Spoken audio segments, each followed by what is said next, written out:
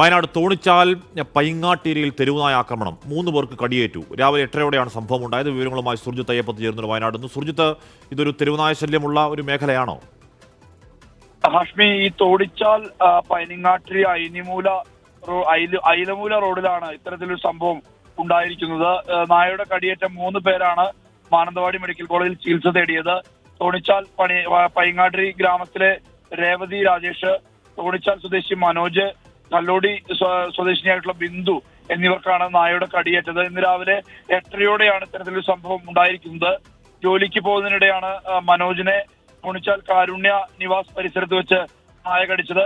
തുടർന്ന് Paingattiri village office പരിസരത്ത് വെച്ചാണ് രേവതിയെ ഈ നായ ആക്രമിക്കുന്നത്. ഭർത്താവ് രാജേഷിനൊപ്പം നടക്കാൻ ഇറങ്ങിയപ്പോഴാണ് ഇത്തരത്തിൽ സംഭവം ഉണ്ടായത്. തുടർന്നാണ് ഐലമൂല ഭാഗത്ത് വെച്ച് ബിന്ദുവിനെ കടിയേറ്റത്. ഈ വെളുത്ത നിറത്തിൽ ചാര കളറോട് കൂടിയ ഒരു നായയാണ് കടിച്ചതെന്നാണ് പരിക്കേറ്റവർ പറയുന്നത്. 3 പേർക്കാണ് അവിടെ കടിയേറ്റത്. അതിന്റെ വിവരങ്ങളാണ് സുർജിത്ത് അയ്യപ്പത്ത് നൽകിയത്.